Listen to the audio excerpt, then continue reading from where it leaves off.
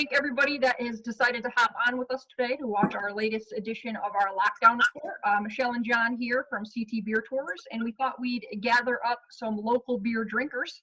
We got Ryan and Tom with us today, who will introduce themselves in a little bit. It is, what is it, like a week away now from May 20th that we supposedly think the first phase of reopening everything is going to be. And so every day we keep recording these videos to kind of give you a little update on the breweries and what's going on in the industry. And so every day. So for kind of the people that don't really know who you guys are, introduce kind of who you are. Ryan, if you want to start. Listen, my name is Ryan. I'm just a beer drinker. I don't know. People know me from just getting involved in the scene, I guess. I like to go out to the breweries, like try them all. And Pokemon. I don't know. I'm social about it online too, I guess. One of the things I saw about you, Ryan, was, which I thought this was hilarious, when the pandemic kind of first started, they were writing about you online because you kept posting pictures of you going to the breweries and, buying like a 4-pack or a 6-pack. One of the guys was like, something along the lines of like, Ryan is saving one brewery at a time with like each purchase. And I just thought, well, I don't know about saving. That's a pretty big bill. Yeah, right. That's a huge bill. No, listen. I mean, we're all stuck inside. I'm not doing my drinking at the bar or the breweries right now because they're closed. So I'd rather buy them from the small guys than go to the store. Not that that's a bad thing either, but yeah, man, just going around doing picking up from the guys that are struggling right now. Yeah. I mean, a lot of these guys they're not making all that money from people drinking in their tap rooms. So help them out a little bit, Oh, Mr. Tom. Yes. Hi. Introduce yourself, sir. I mean, do I really have to? My ego is big enough. I mean, I'm surprised I'm fitting in this whole screen, apparently. I'm Tom M. It's always stout season, whatever. Just a guy that got lucky and started drinking beer 6 years ago and slowly but surely turned stout season, and it's always stout season, into a quote unquote brand. People have called me a celebrity, and I go, I'm a beer personality. I'm not a celebrity. I'm not nothing. I just take my good fortune of being popular in the Connecticut beer scene and turn it into something positive for the community. As I do a lot of charity work, it's always stout season, the Star Wars, the background, done shirts for Closer to Free, currently wearing the stay-at-home stout season shirt, which I sold 100 of them, and paying hopefully definitely paying 2 people's rent, maybe 3. I'm still waiting on the final numbers, what we sold in donations for that. And then I just did another charity thing for a bottle of Clonakilty barrel-aged Stout Trooper and Stout Trooper Cast, which was amazing. And I'm not regretting raffling off the second bottle, but I really didn't want to let it go after that first sip. That was an amazing whiskey. And the first night I probably drank a quarter of the bottle. So, and that raised $750. And I slowly but surely, I just tipped $400 out last week, $50 to complete strangers in the bartender business. Cause I've been taking care of more brewery people. I wanted to take care of bartender friends. So I literally went on a website and it just said randomly pick people, and it just randomly Venmo'd people $50, and I got another $350 to tip out people probably sometime this week. How has the feedback been from that? It's great. I mean, brewery wise, like not many people know about it, but from the bartender, I'm part of a beer group, also Connecticut Bartenders. It was funny how many people were in that group that after I tipped them and I posted it and they saw their name, they're like, oh my God, oh, this is what you did to collect the money. Cause it was just a complete shock. It's just literally going on my phone and Venmoing people $50. And I just said, I hope this helps. Here's a tip. It's a great idea, for struggling bartenders or people that just no income's coming in. And it was like, just randomly tip your bartender.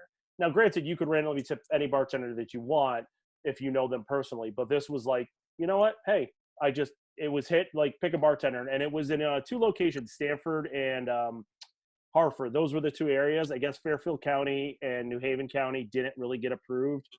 Well, not Fairfield County, but the Fairfield area and the New Haven didn't get approved yet. So some bartenders are trying to get more people approved on that so their areas can get tipped or whatnot. But it's a great concept where, it just randomly help out someone that you have no clue. And a few of them are like, hey, when this opens, come on down. I want to buy you a drink. Thank you so much. Hell, one guy tipped me $10 back. And I'm like, that's not the point. He goes, no, pay it forward. He goes, you gave me $50. I'm giving $10 back. Give it to someone else. I was like, cool. Thank you. Awesome. I mean, it's cool how to see how everybody's kind of supportive of one another. And I feel like it's really shown through since this has kind of all happened, how people are kind of banding together to support local more than I've ever seen. And it's just awesome. Yeah, I mean, I look at it this way. Like, I have a full-time job. I'm still working. If people don't know, I work for Trader Joe's. So I am a essential employee. You know, I'm lucky enough to work at a grocery store. I have to deal with my pains and the people coming in and not listening to rules. And we're trying to keep people safe. And I have to wear a mask every day. It's providing still a need for the people out there. And I'm open and could get coronavirus tomorrow, you know, if someone comes in the store with it and coughs on me or something like that. So at Trader Joe's, we're taking every necessary need to keep everyone safe.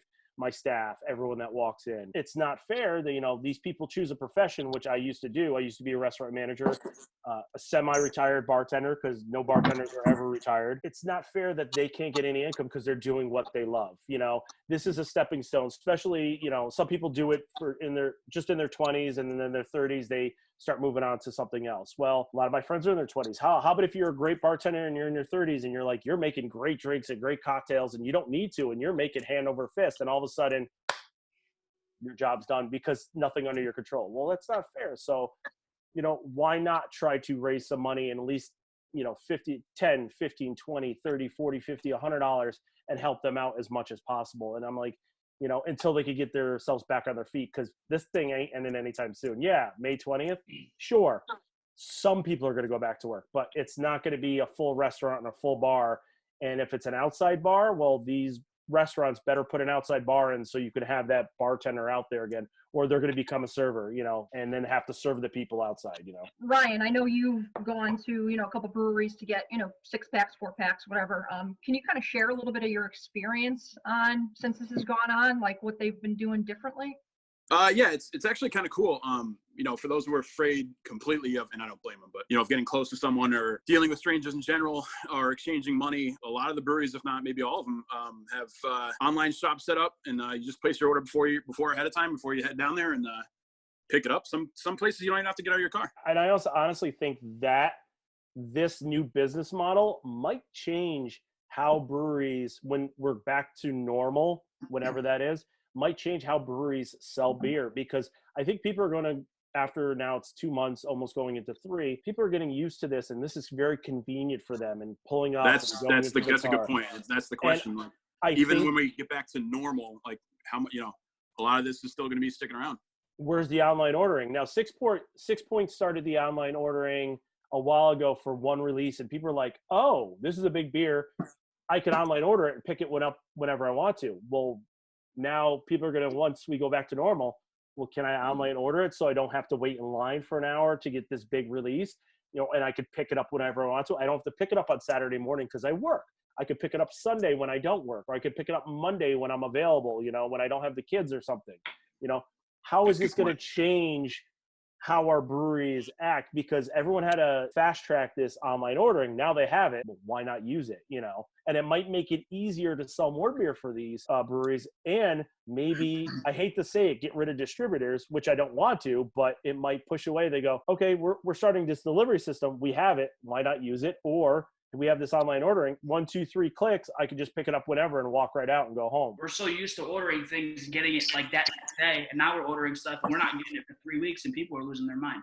Mm-hmm. Now you have beer at your front door. You can get it delivered, and you can get it. You can just plug in a little bit on your phone, see what they got, put in what you want, pick it up. And like Ryan was saying, you don't even have to get out of your car half the time. I remember ordering food, and the lady walked out and gave me the bag, and I was like, shit, this is actually pretty nice. I don't have to interact with nobody. I don't have to talk to nobody. I already paid for it. Here's your stuff. There you go. Bye. You know, I mean, it takes the interactive part out of it, which a lot of people do like. I'm an extrovert. You know, I like being out. Yeah, that's the part I miss. That's the only part I miss, is being sociable. But for the people that just want to get their shit and go home, this is perfect for that. They're probably loving this, you know? Yeah, and you could just stay home and get deliveries every 3 days and never be very sober. bad, but damn, that sounds You can awesome. never be sober. You're like, hey, how's it going? Thank you. All right. Yeah, you know, And just, you guys I are got on the the way, right? I definitely need something. Yeah. Never have to leave my house. No, and that some people, for introverts, Love this is that. the best thing in the world. They're like, yes, I have to stay home. I don't have to interact with people. I could talk to people on a computer screen like we're doing right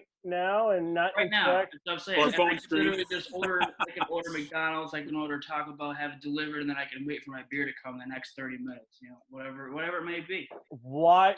And if that works, that's great. If that gets people out of the brewery, they makes them more open, and like people that like to be out and don't have to wait in line to try things, they just order it and get it sent to their house. Maybe people will start creating more variety packs. We had spoke with East Rock, and he makes like a variety pack. So it's like the olden days when you used to get it. You go to the like Sam Adams used to go get a variety pack. Oh yeah. It'd be cool if people would start doing that and get it delivered. Now you don't have to go there and try all their beers. You can just pay $9-10 for the variety pack, pay for the delivery fee, and now you've got a full bottle of all of them instead of little sippers.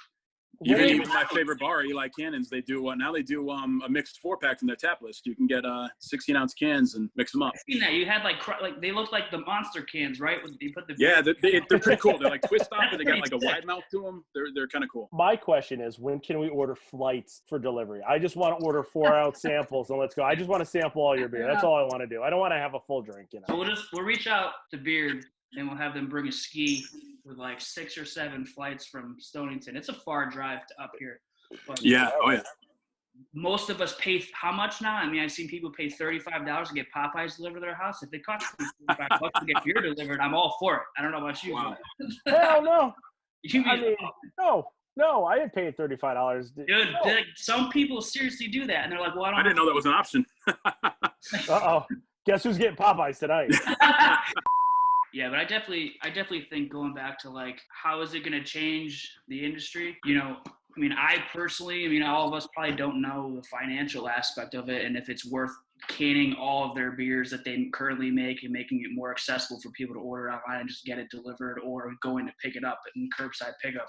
It's definitely a convenience, and I think that since the system's already there, if it definitely works, and people are, I really don't think that people are going to be in such a rush to run back out into the world. I mean, the phases are going to be there, but I mean, what do you guys think about these phases? So the first phase we got is it's what a max of 10 people, and it has to be outside. Is that, if I remember correctly, what that That's means? what I'm hearing. I'm wondering how it's going to work. I mean, I can only imagine 10 people sitting outside on a patio, and then 100 people standing in line to get in. I don't, you know what I mean? what's gonna happen on a Friday, Saturday night when people are trying to get, you're gonna have to make a reservation like way in advance. I would think. I don't know. And like Mike was saying from Alvarium, he was like, "What do I do about bathrooms? You can get porta potties, but we all know damn well that ain't any better." No, but it's also another added expense to stay open for 10 people. I mean, it doesn't make any sense. Now, granted, I didn't hear, I only heard that the patios are open, and I didn't hear how many people, because technically it's outside, so I don't know what, if they say 10 people, but that's 10 people for what? If you have a huge-ass patio, you're only allowed 10 people. If, you have a micro patio, you're only going to do 10 people. What's it worth to even open for 10 people? And if you have to put a bathroom outside, we were discussing before we're all this started, what about breweries that patios? Like Mike from Alvarium, Tribus, Nebco, that have the makeshift patios. Can they open because they have a patio? But what does that mean? Do you have a server now come to your table and bring you your beer so you don't step inside the brewery? But then again, how do you go to the bathroom? How do you set up, that's a good point. rent a porta potty and go, okay, here you go. But that porta potty costs them $35 a day. Is it worth that money for that extra few people? And then do you have a line for people that just want to sit and have a beer at a brewery? Then you have a line of 50 people waiting to sit down, and it's not like at Trader Joe's where we have a 5 to 30 minute line every day. People are going to come in and out because they shop, they get their groceries and leave. Well, what if someone wants to sit at a table for 3 hours and drink like they normally do? So now you're going to have a pissed off people in line be like, why are you taking so long? Because I want to enjoy the nice day. Oh, yeah, well, I was here first. Sitting at a picnic table outside of a brewery with 10 other people, and then 100 of them staring at you going, "Are you done with your beer yet? Because I really want to sit down." Are you done yet? Exactly. You know what I'm saying? Like, that's uncomfortable. Let's go, guy. Bottoms up. Yeah, right? Shit up. Yeah. It's really great. So I guess there's only one way to find out, right? I mean, I was able to listen to a little bit of Lamont talking about it, but I didn't hear the whole thing. But I don't know how long in between each phase, I think it's a month. Is it now? Because I didn't hear when the next phase is. So you're telling me June 20th is going to be the next phase? I go. Yeah. So 25. It's only like 25% of the inside of the brewery. then Right, we're that's what I then we heard, too. really haven't changed. Then Not we breweries, haven't done but anything. I think it's 25% of your facility, so every place is going to change. But even the patio thing, like if you don't even have a patio, You can't open. you Yeah. can't have people.